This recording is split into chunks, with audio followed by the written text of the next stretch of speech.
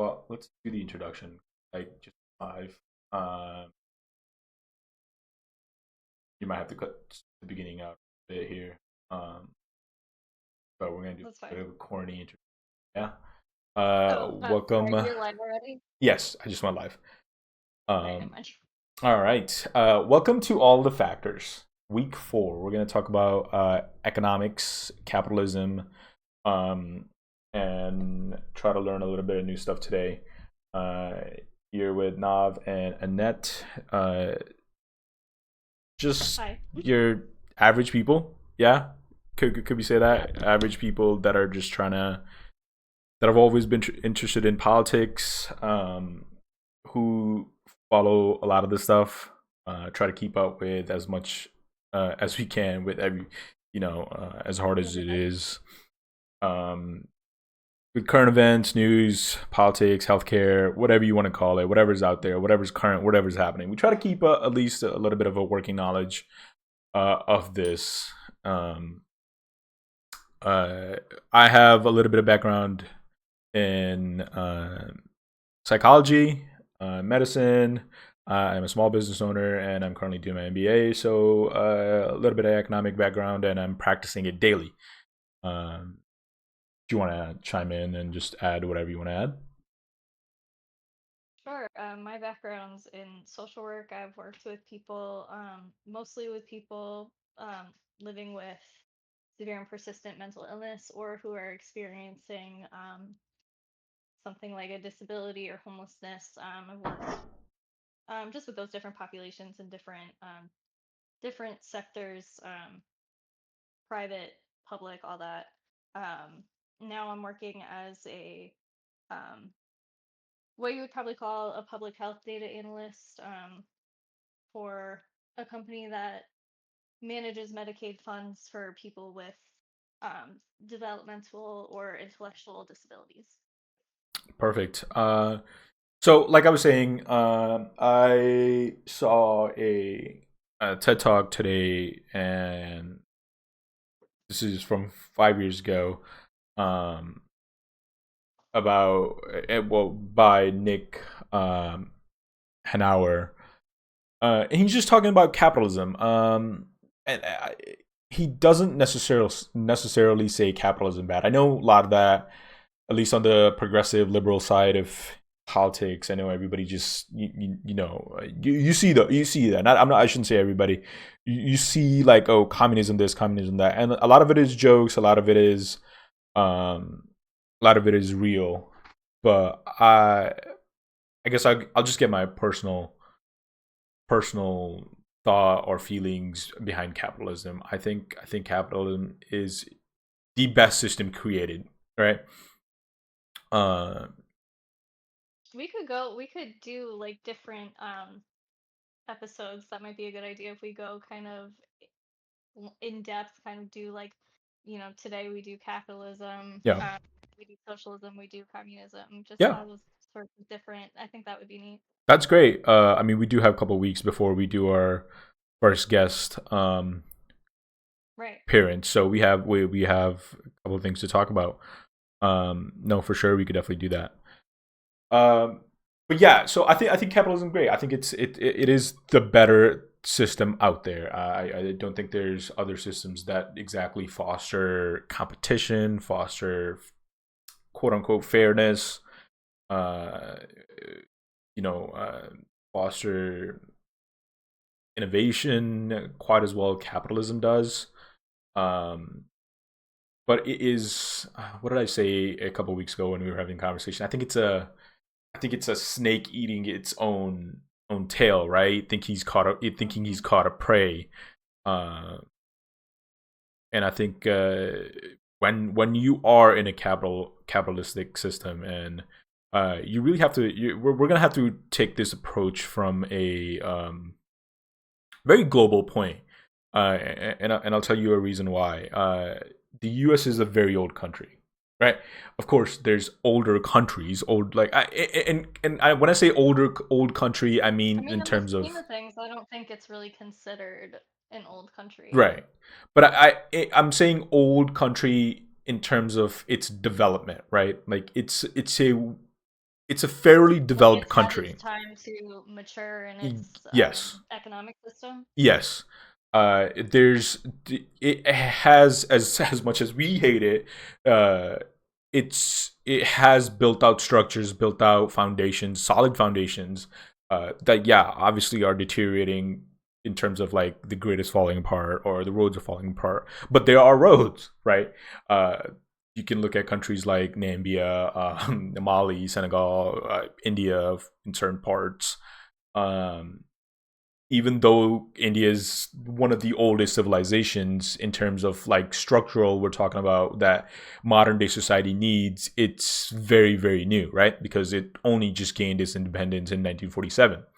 I mean, we have older countries like Europe, many in Europe that are much older than, the US, but they're in terms of they have their own issues globally. But if you look at capitalism, if you look at through the lens of capitalism, the United States is fairly well developed, right?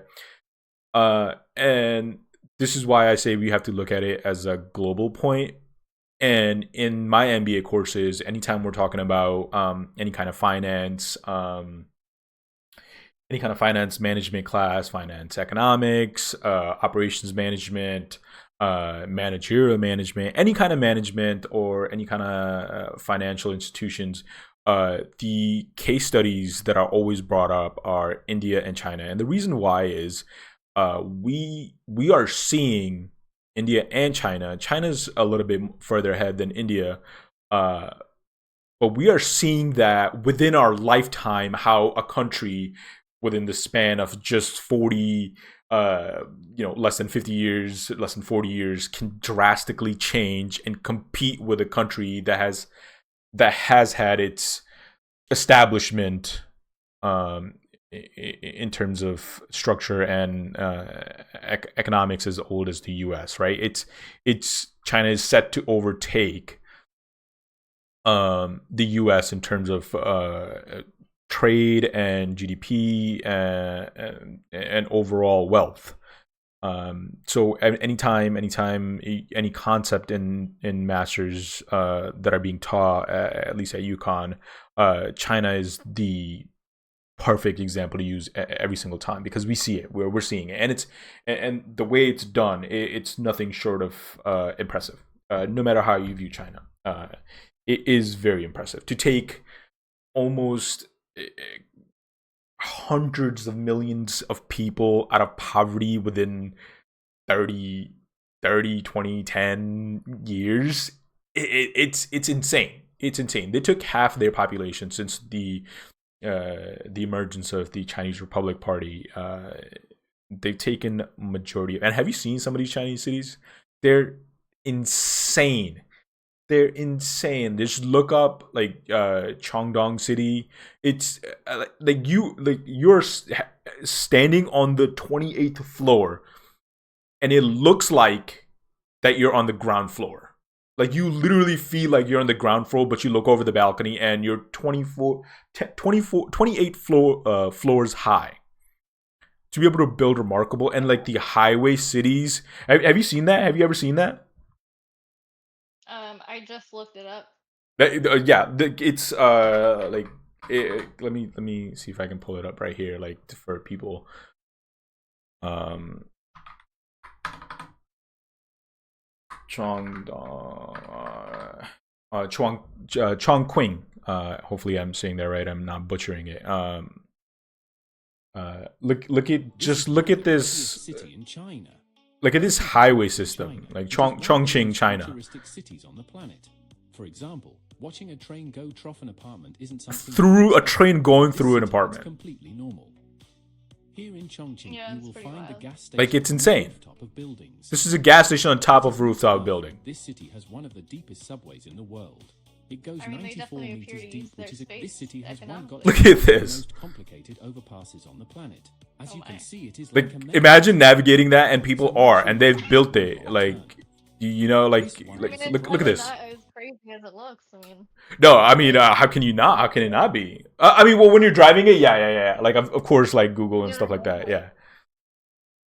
But look at this. At first glance, Like when this you looks like you're on a normal square, right? Like you're on the ground level, like somewhere in New York City or like Chicago, walking around. you'd think you're Look on at the this. ground floor, but you'd be wrong because when you walk to the edge of the balcony, you'll realize that you're actually on the 22nd floor of the building. Insane. This is one of the craziest Yeah, city in China. Like that is wild. that's Yeah, insane. you wouldn't expect that you're on the top of a building. Right. So to do that kind of um to do that kind of progression from being a country of majority of farmers, and how they did it and the struggles, it's like a real life case study just happening before our eyes from like an economic, from an economist or a business major's point of view. Like it's happening right in front of our eye. If you want to learn, you just look at China. um and and and and the reason I'm mentioning this under capitalism in China being the example, it didn't start out that way. We know the Chinese party is a communist party, right? At the conception of it during when Mao came into power, the party was just starting out after winning the revolution.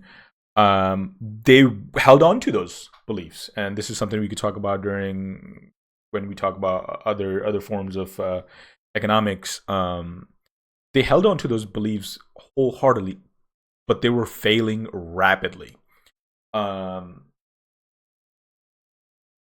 Eventually, a group of farmers decided to revolt in secret, knowing full well that if they ever got caught, they were getting, they were going to be put in front of a firing squad, literally. But they still did it. And the best thing about that is and this is the thing about having good leadership. Um, instead of doing what any dictator or any hardline communist or socialist or whatever fascist person would do, the leaders actually watched the progress, listened to the people, and implemented it slowly across China, right, for its citizens. That was one policy they did. And another thing about Chinese policy, is what they do is the way that rules and governments are divided. It's a very tiered system, right? So let's say you're in very rural China and you're a part of a small village, and there's only a few families. Let's say like 100 families, right? Um, it's not there's one person in charge, but there's also a committee, right? So let's say for that particular village, they pick a rule that apples are the best. Like just an example, just to make it simple, right? They implement it in that. But what the Chinese government has done well, and I think this is how, like, there's a benefit. There's a benefit that stands out clearly, and I'm sure there's a negative to it too as well, that we can obviously discuss later. Is, let's say one village decide that apples are really good, and they observe it for about a year and to see if in fact apples are really good, right? And if they are, they implement it onto the next village, right? And then if it works there too, then they implement it to the next village, right? uh, so each village committee talks to another village committee, and then obviously a bunch of village committees turn into a district that has a committee itself. They view certain rules made by villages, if they work well, they implement it district wide, right? And if it works district wide, which is overseen by your state level committees, and if they see like, oh, it worked really well in district, they implement it into multiple districts. Well, now it works really well in the state, right? Then that obviously is seen by the federal level, we could say, and if it works well in that state, then they implement it all the way across. That's another way to do it, right? So continuously they continue to improve their own society at the basic level, and that gets implemented slowly, and slowly I mean within 5-6 years, right? Like, or if it's an immediate benefits depending on how fast the benefits are, then those benefits are given priority depending on what the priority of Xi Jinping is currently, right? Okay. So this is kind of how the bare bones political structure of the Chinese policy. What do you think? Like I like it. I think that's a really pragmatic approach to governance, right? Like if it works So for this some makes me people, question, like, not to jump the gun on drawing a conclusion when it yeah, comes to, all three of these different, economic backgrounds, I guess. Again, not to jump the gun, but it makes me question, does it the does the economic system really matter, or does it matter how the government implements it and regulates it? yes, it does. In a sense, right? Like so, in the beginning, like I said, when the Chinese Party had taken over, they focused heavily on communism, but in the example was the farmers when, but it was like widespread across multiple multiple what's the word I'm looking for, industries. But in terms of the farmer example, and then there's a great Planet Money, I believe. Planet Money did a whole show on it. Um, as a farmer, you grew certain the Chinese Communist Party uh, forced farmers to grow only a certain amount. Like, okay, you get one lot of land, you grow this much rice, and you don't grow any more. Right? You're gonna get this much. Hmm. We're gonna take this much. Well, and this is gonna go into a little bit of a tangent. Uh, culturally, culturally, that's not how a lot of Asian communities work. Uh, and this is also due to environmental impacts and cultural impacts, right? Uh, if you were to look at the difference between feudalism in China and feudalism in um, Europe, you see this uh, very drastic change, and it's kind of fed into us, right? Like, and I'm gonna make a point, and then I'm gonna explain the other point, right? What's when we talk about in the Western society, when we talk about, especially in the U.S. and in high school, I heard this a lot that, oh, we're working our children too much in school. They're going to school too many times. The vacations need to be longer, right? You heard that. I'm not making that up. Like that's always a Right. thing, right? Yeah, I've Uh, heard it. but you ever questioned like where does that thinking have its roots? Like why? Like why do we want more vacation, right? Like where does this thinking develop from? Why is this the thing? Yeah, like just take a guess.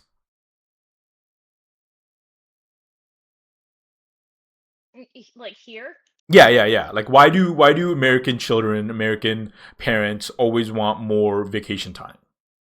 Why do they think their children are being overworked in middle school and high school? Why do you think that is? Like where is this thinking coming from? Like what is the reason behind them wanting this demand?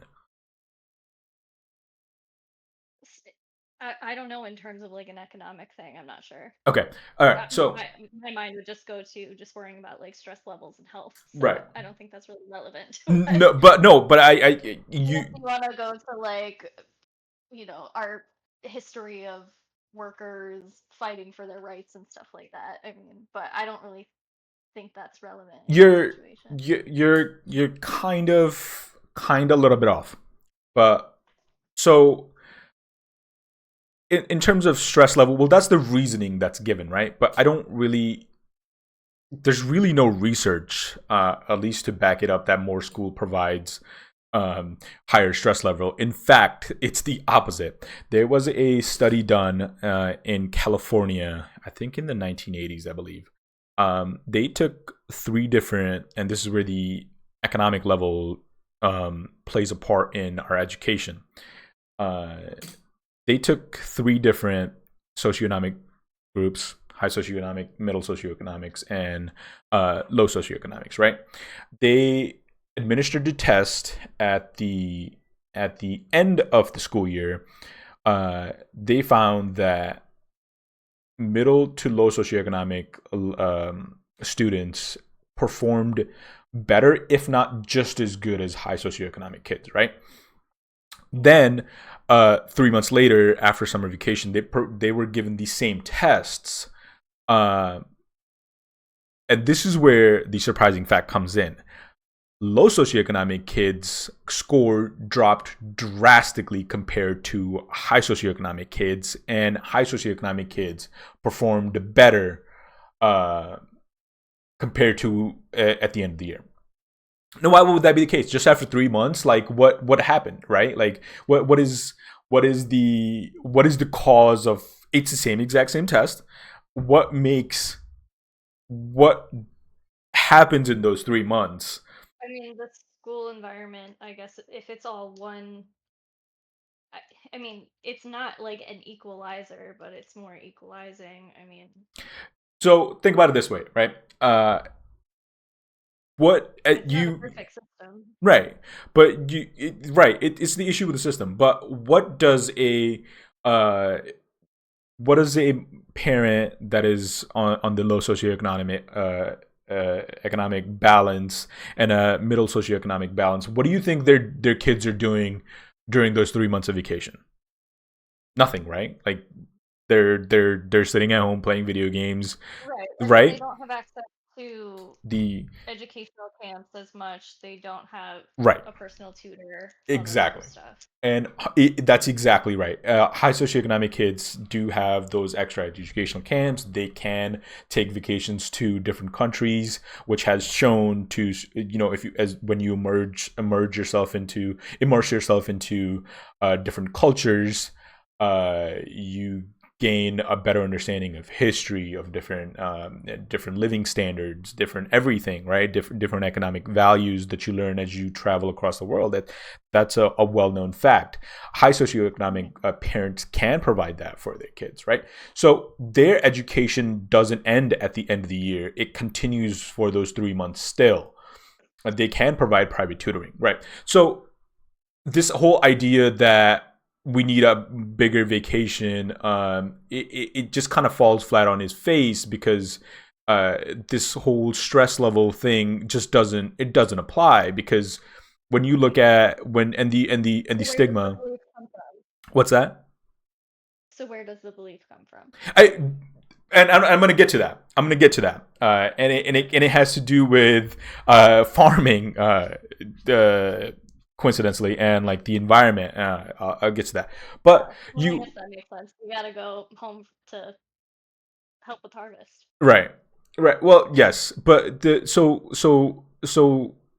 but you know what's the stigma associated with Asian children or Indian children, right? Like they're good at math, or they're going to be doctors, engineers, like STEM heavy, right? Like that's what they're focused on. Sure.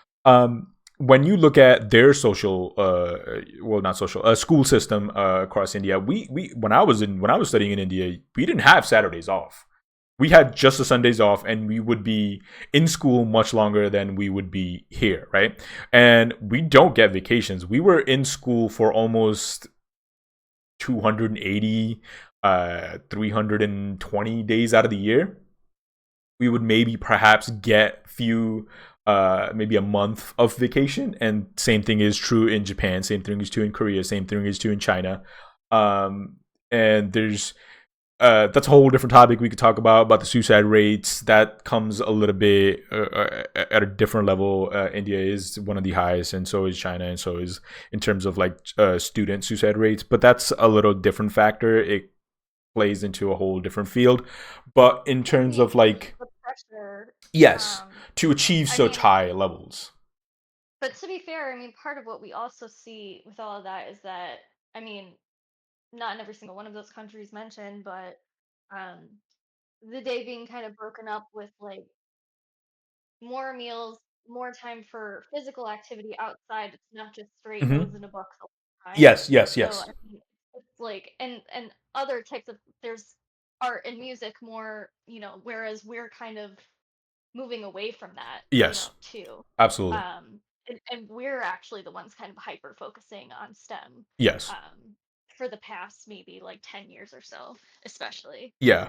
maybe longer. No, So 100%. just some observations. Yeah, no, I absolutely agree. Like when I was in India, I would have two breaks, one short break, which is about 25 minutes long, and one long break, which was about 45 minutes long.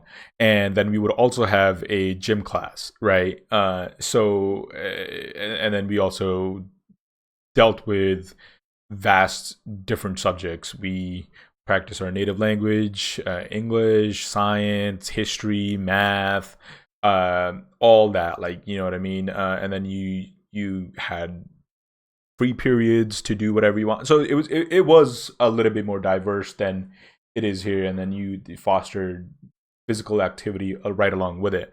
But to go back to the My topic my of point with that wasn't to say like it's. I mean, I'm sure the way it's set up, it is much harder. I just wanted to say oh yeah, it's still different. Like it's much more intense. It's much more intense. right. You are expected to memorize whole notebooks, whole chapters, because that's what you're going to be quizzed on. So in terms of like over here, like, oh, you understand the concept, oh, you get a participation. No, there's none of that, right? Like you need to know verbatim. And that's where a little bit of the stress level and all that comes around. Like, if you don't have a photographic memory, you're kind of screwed unless you like really are putting in the hours to really understand and memorize the materials, right? So I mean, you that guys that also got rid of any consequence for not yes, focusing and participating in school. which So which is I think that's a negative effect. But where does that, like, to go back to answer your question, like where's this thinking coming from, right? Now, countries like China, Japan, India, they they are much more tropical. You can farm, uh, much more throughout the year than you can in rigid countries that are in the Europe, which get colder during the wintertime, right? Like that ground is frozen solid. You can't farm that, right? So right. the feudal system compared to Europe and in China, as an example, was more of like, okay, if you have one lot of land, the emperor or the shogun is gonna want 10 bushels, right? For the year from each farmer, and he's going to provide you protections. Well, what if you made 20 bushels, right? Like then you get to keep the 20. Well, what if next year you had two strapping young kids, old enough to work with their father in the field, and then they made 30? The shogun still wanted only 20. I mean, only 10, right? So it depended on how hard you worked, and that kind of became a cultural thing where the more you worked, you got to keep, right? Because the shogun only wanted 10, his cut, right? So that thinking, that cultural thinking, has developed over the years and into this idea of the more you worked, the more you got to keep, the more you got, right? That's why Japan fosters one of the highest levels of work rates, work hours. Most people sleep at their desk, and it's uh, seen as as a sign of encouragement or sign of uh, uh, just progress and whatnot at your job and excelling at your job. And same thing in India, same thing in China, in those cultures. Whereas in Europe, when you had just your summer months, barely a little bit in the summer months, and your spring month, right? Or in fall to harvest. Like you farmed in the spring, at the starting of spring, you cultivated until throughout the summer, and then you cut, and then fall hits, right? And the ground it starts to get colder, and winter, you're not farming. So pretty much half of the year, you're not doing anything. That's your vacation time, right? So, and then that was one aspect of it, and then the other aspect of it is if the king saw that you farmed 20, he's gonna take half yours. That's what it was. Right. Right, culturally, like he's not gonna be like, oh, you got 30 this year, I'm still only gonna, no, you got 30, I'm taking 15. Right, so Right. that encouragement to uh The harder you work, the more you just end up having to give. to give, exactly, Right. and exactly. So It did I can see how that would disincentivize work. I mean, people are gonna give the bare minimum. right. So, and this whole thinking of like, well, I only have this many meals, and then the rest of the month I'm just chilling and doing nothing. I'm huddling up, hibernating, because the temperature is cold out there. Like it's not. It's just how it played out for them, right? But that thinking, we're all a Western society. We're not that much different from Europe in terms of how our thinking has developed, right? As much as we like to think like, oh, where we America is America, and in certain senses it is, but our majority of our thinking, because our ancestors, American ancestors, do come from those parts of the country, of the world. So that's where the whole idea of more vacation kind of comes from, because this is kind of what we've kind of An interesting theory. it kind of worked at. No, it's more than a theory. You want another example of where it's more than a theory? You've seen some animes. Do you have something like, I'm not questioning you, but do you have a source? Just because I want to read into it more Yes. personally. Malcolm Gladwell. The book is called Outliers.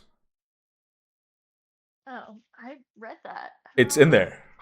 It's in there. I'll try to find it, and then I'll send it to you. I think I still have Outliers. Yeah, look into it. It's in there. It's for sure in there, and I did a little bit of research on my own. And another example you can see is in the cultural is in the difference of something as simple as cartoons. You've seen some animes. Which animes have you seen? Have you seen Naruto? No. Okay, what have you seen? Like overall.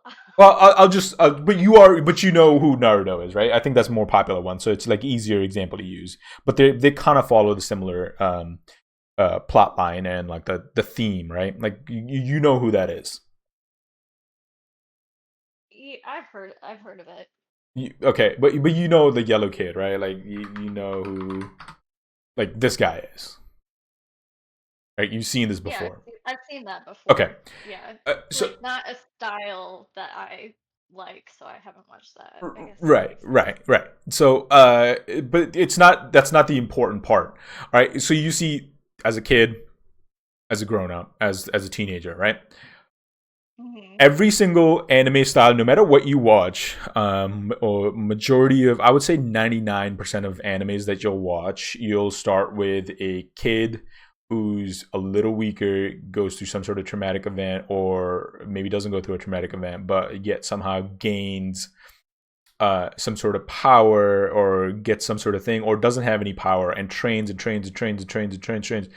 get stronger, to be the main character, right? Now, drastically different from somebody like Spider-Man, who just one day was just a weakling kid, gets bit by a spider, and overnight in 3 hours has superpowers. Multiple years of working hard, gaining those powers, being responsible for those powers, instantly. Another example. Just born strong because he was from that part of the world and from that part of the universe, and was just strong, right? Batman, I've been just rich. Demon Slayer, so it's interesting because that's literally the whole thing has been like 5 seasons of him training to get stronger and stronger and stronger, right?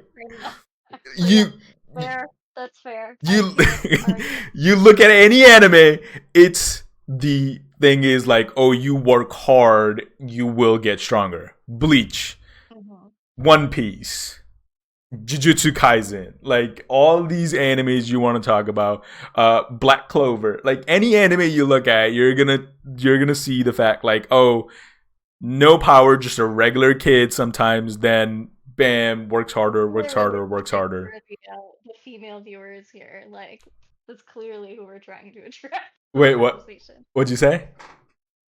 I was I was just being shitty. I was making a joke. No, but I'm just saying, but like it's the whole cultural thing, right? Like either you're just born strong or something has to happen to you, then you gain instant. Name one American or Western superhero where it's like he gradually got stronger because he trained to get stronger.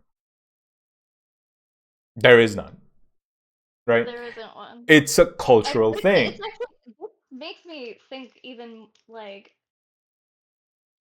it, it's true, and it's crazy how that uh translates to what we value as a society. I mean, Right, even if you look at like Batman, his whole thing is that he's a billionaire. right, Like, I mean, right. Something tragic so had to happen we to him. we can just look up to these people just Yes. because inherently of who they are. Right, So when Elon Musk comes to the government, we should right. just look up to him and not question. Exactly. It's interesting. Right. And then, and you read Outliers, and his whole theme of Malcolm Gladwell and that entire thing is billionaires are just lucky people who had amazing support behind them. Jeff Bezos' parents invested what Right. $100,000 in his business. Like All of this is what I do remember from the name a Outlier. person, right? Bill Gates's Right. They all mom, had a and had connections to right? one of the But you first don't hear computers that that. people could actually use. Yeah. You don't hear that, So he was able to learn what he learned and make what he made because right? when he was 12, I mean, he still had to put the work in, Of but course, there's 10 million people out there who have the capacity to put the work in and right? don't have the connection. Exactly. Um, Exactly. yeah. You look at Bill Gates, his mom was on the board of IBM. Of course, he's going to get the best computer. And when he was young, when nobody had a computer, nobody could have an access to the computer, wealthy mother formed a book club, got them a computer so they could practice after hours, after school, after to be on that, right? They don't nobody hears that, right? Like they just think, oh, he magically fucking woke up one day. But even as a society, we value that, like, right? We look for that. We look for that lottery ticket. Like we want that lottery ticket. Whereas other cultures, they don't. They don't. They it's their approach to life is very much more pragmatic, right? Like it's, hey, no, I just have to do what I have to do, and this is the kind of approach that China, and to tie coming back to global capitalism and global politics, global geopolitics, is after World War II, United States was the only real country left with any kind of industry. That's why I became the superpower. Then Soviet rivaled them. Soviet fell apart. United States still remained stronger. United States literally It's took its interesting system and how imported our it. like bootstraps mentality even has kind of like a natural ability kind of Right, um thing behind it. right, Like we're we think of ourselves as like, oh, you just pull yourself up by the bootstraps, right, but we believe that you just have the inherent ability to do that. right. And if you don't, you're worthless. And It's like we it's just like something we just believe in having something within you. It's interesting. right, not that you can work hard and do this to be that, right? Like you don't. We've lost some of that pragmatism in the Western culture. Absolutely, we have. Like we are. Nobody knows that. Like nobody thinks like, oh, Elon was just smart, right? No, his dad owned a fucking emerald mine in apartheid South Africa. Right. He wasn't like he any He had companies that he's everything that bought, a person could need. any company that he has, right, he's bought. None of his are his ideas. He was just at the right time because he had the right connections to do it, right? Like it's not, Mhm. it's no, Elon is not the fucking smartest person in the world. If anything, just I don't think he's even the top 100 million. You know what I mean? So it's just, but, and then this is kind of to go back to what we're talking about in terms of the economy is after the U.S. we've been a just a monopolar bully of the world where we've done whatever we've done, and then nobody could have stood up to us until China comes along. But that's changing now, and whether you want to see it as a good thing, bad thing, if you were to look at it just as a purely from an American eyeball, it's certainly a bad thing, right? If one other country, like even though you haven't lost any ground, but if another country gains ground, some people consider that as like, no, you lost, right? Because um, now you have a competition where you didn't have that before. Well, who could have really competed with the United States 10 years ago, 15 years ago, 20 years ago? No, nobody, right? Like it was just the US did what they wanted to do, and then that was how it is. And it's probably one of the reasons why Trump has come into office now, and his attack on the BRICS nation, where he wants to put tariffs on them if they try to counter um counter the almighty dollar, right? Hmm. But there's nothing Trump can do now to stop it. It's going to happen. The US is no longer the only player in the world. It's not going to be a monopolar system. It's in fact going to be a multipolar system, right? Other countries have started to emerge, have started to catch up. India being one, China being one, Saudi Arabia being one, South Africa being one, Brazil being one. These countries have started to come and challenge the U.S. Yeah, they have problems of their own. Um, they're far from at all competing with the U.S. in terms of like anything right now, but they are there, and China is just a step behind the U.S., right? Whereas where China has issues is where it's created that one child policy. Its population is a major problem for China, right? And this is where I think, if I'm looking at it from just a purely economical, and I'm trying to keep any kind of emotion out of it, and I'm just looking at it like, well, if China is going to have an issue with having a robust working workforce, that obviously is a major issue, right? Like, because if China's older population can't be sustained by its emerging population, that's a problem, right? So how will China solve this? They've already started to solve this.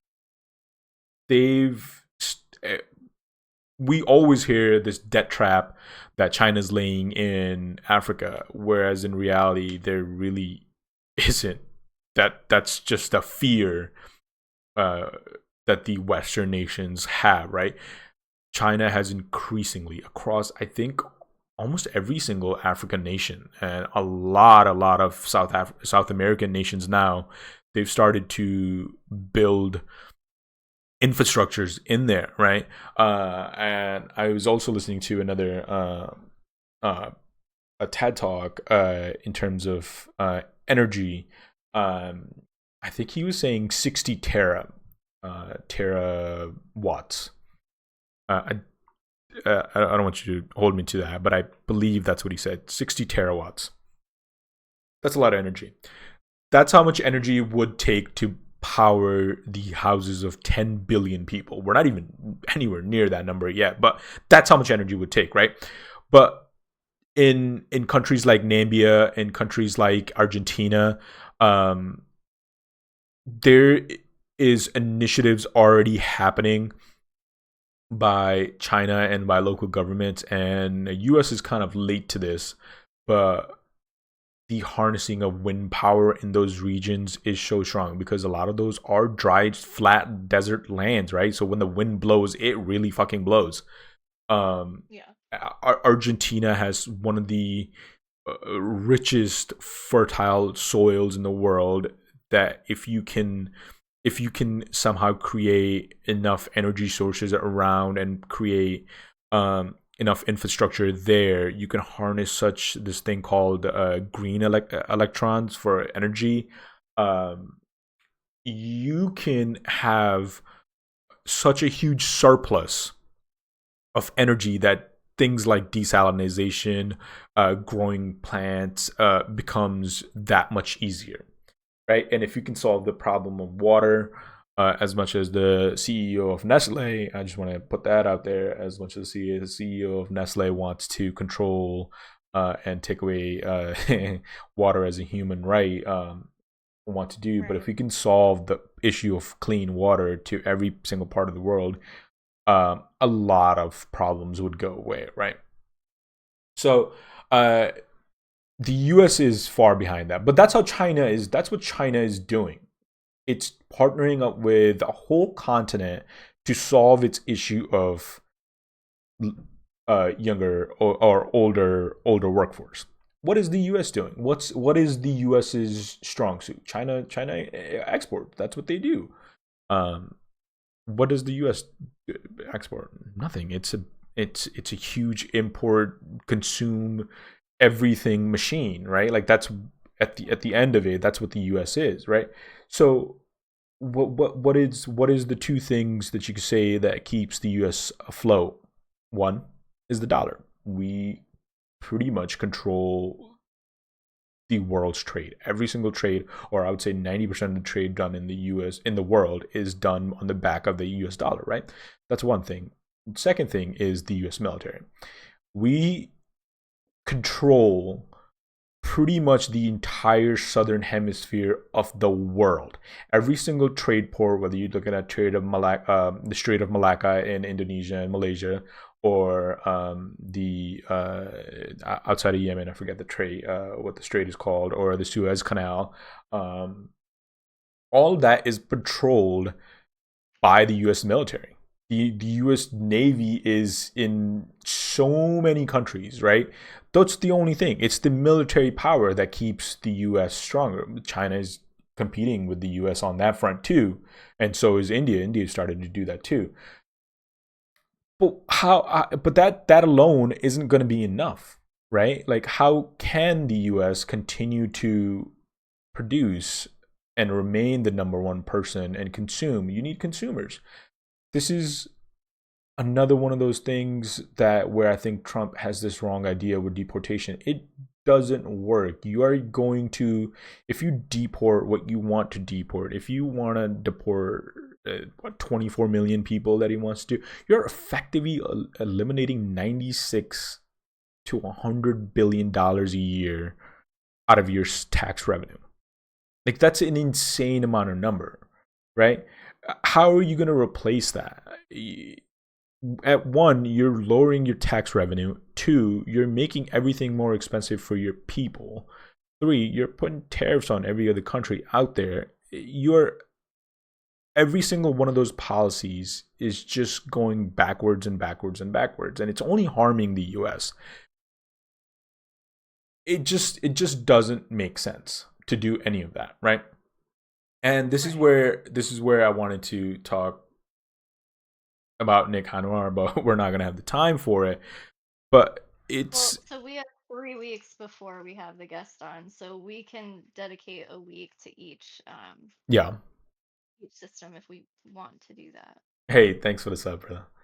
Um, yeah, it just doesn't make sense, but we can definitely talk about it. But I think without a question now, I don't know if there's a lot of people that argue for triple down economics, and this is kind of what I've been thinking about. And I don't really exactly have the word to this, and I'm sure there's a ton of research being done. I know I'm not original. Um, I know I'm not an original person with this thinking, right? Triple down economics just doesn't work. It only makes the rich richer, and it's just simple as that. And then nothing flows down. If you're going to give the richest people a cake, there maybe a crumb gets dropped down to the middle and the low socioeconomic class, right? That's just how it works. But I've been thinking about this idea, and Nick Hanauer mentions this. Right now we think of the economic structure as this jungle, right? Like, hey, you got to navigate through this, try to find your way out, and whoever makes it, right? I think that thinking has to go away. we need to deploy, and especially Democrats, if they at all want to get,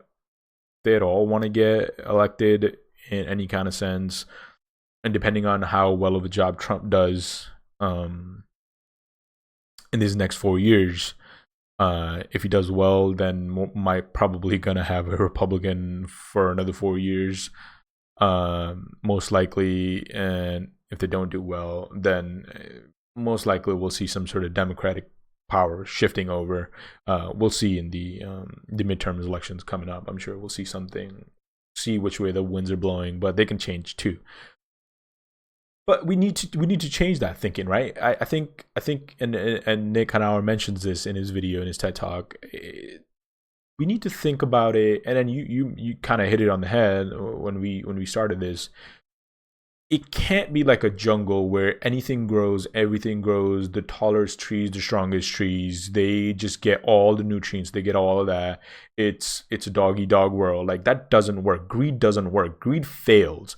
Capitalism, if left on its own accord, fails. Right. What we need to have is more of a garden economic approach. Right. I like that phrase, just because it's relatable, right? Like, why is the garden different than the jungle? We curate it, we watch it, we make sure it's cultivated right, we plant different things, right? Like, the economy needs to be like that.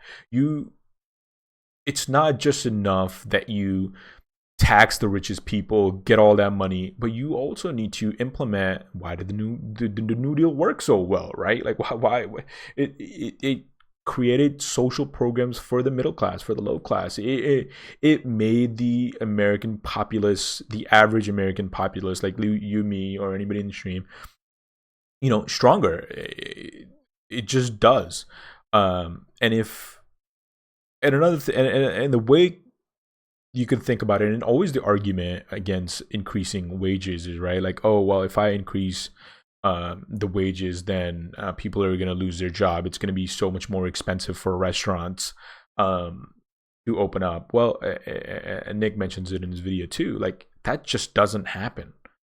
Like, if you think about the economy in terms of two things: job wages and jobs. If you increase job wages, then the jobs have to go down. That just doesn't happen. In fact, it happens the opposite way, right? As soon as you increase wages, and this is what they did in Seattle, as soon as they made $15 an hour for minimum wage, you saw more wages, you saw more jobs prop up, right? Let's say I'm a restaurant, and I treat my employees with some sort of dignity. I give them $15 an hour plus whatever tips they make, right? Now my employees have more money in their pocket, right?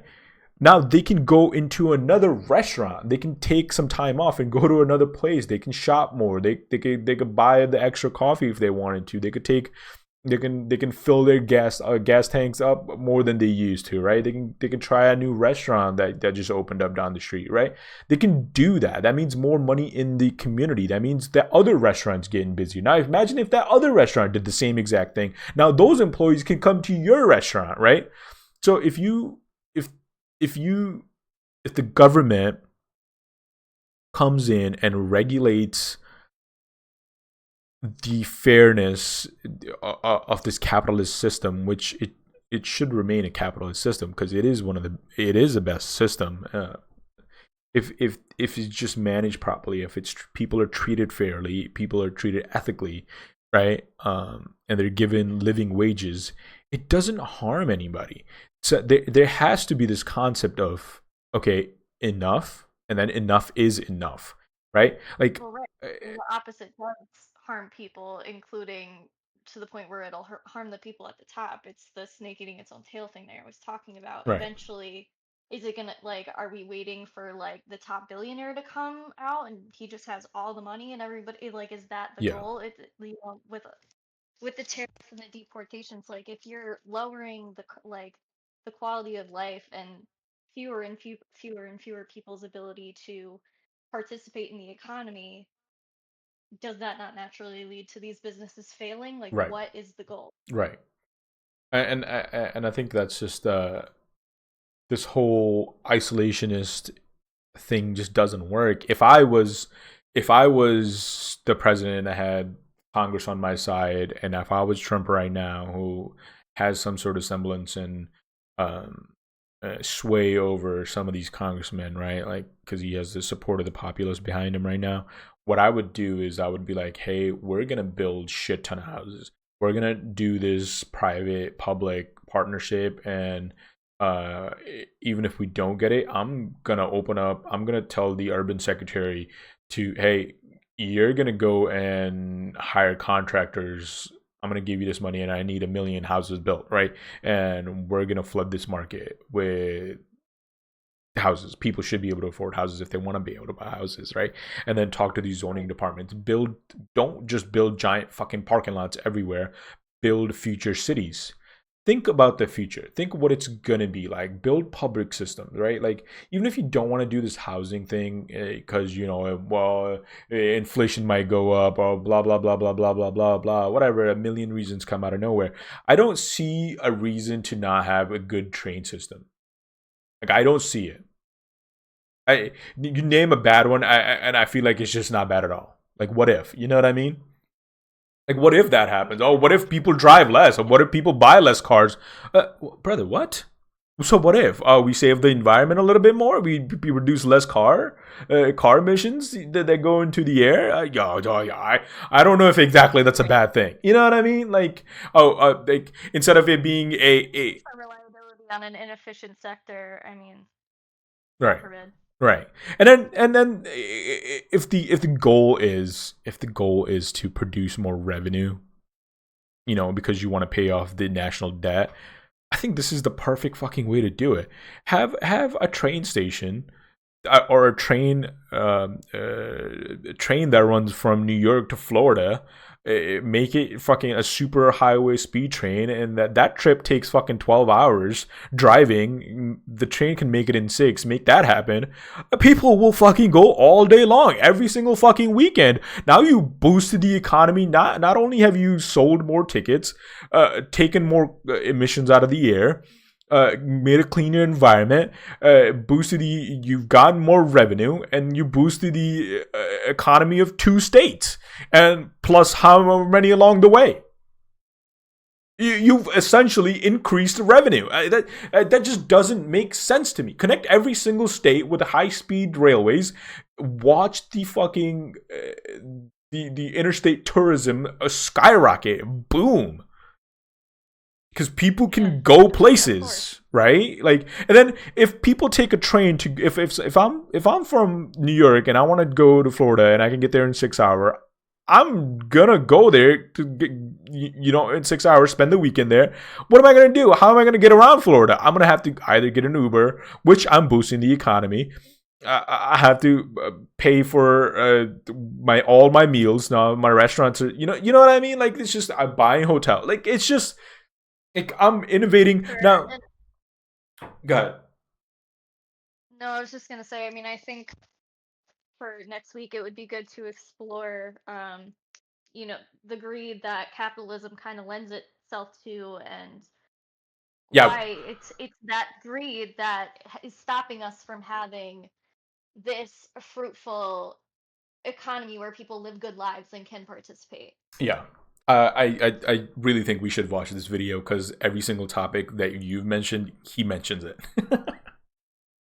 Well, next week let's start with this, and we'll like actually start before going on tangents. Yes, I think um, I think we kind of Forward. covered the basics well, though. I think today was a good intro to what we want to talk about and kind of touch on as we go through each of these separate systems. Yeah, Um, 'Cause I think it is important to understand why um, why different cultures have the, I guess, economic beliefs that they do, and why, as just, I mean, we have to come at it from, Americans, like yeah, why our mindset and the way that we're going because of our mindset is going to be to our detriment as a society as we move forward. I mean, yeah, you can't always be, you know, America might not always be the the Superman at the top just because Yeah. we believe it has some inherent right to. Yeah. No. 100%. I think today was a good session. Yeah. That's a full hour right there. And then we'll start with this next week, and then we'll take it from there. Did I did I send you the video for last week, or was it the week before that? I think I've only sent you 2 videos, right? Yeah, I still need last week. Okay. I'll download it and do that sometimes this weekend. Yeah, that sounds good. I'm almost done with week 2, so that should be up tomorrow. Okay, perfect. Have you seen any traction at all No, it on it? doesn't have any views, unfortunately. But we to put it, What do we call we all the need to factors, right? optimize the socials. Mm-hmm. How do I even find it? How do I find our channel? Look for channels that way. Is it possible to look for channels? How do I look for channels? The first episode I called episode 1 cabinet picks.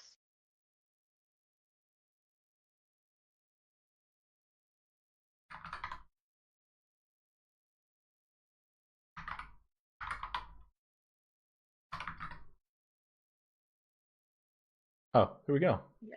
I gotta follow it. Okay, perfect. I really gotta work on. I really gotta work on our shorts, because maybe we should start making posts and stuff like that. And eventually, like we'll get some traction. We'll get some stuff going. I'm happy it's up there Yeah, I though. mean, we can't really expect like in 3 days that people are just gonna really stumble upon it, Yeah, with yeah, no advertisement for it. I mean, that would be pretty miraculous. yeah. No, I mean it'll get there. We really got to start hitting it on.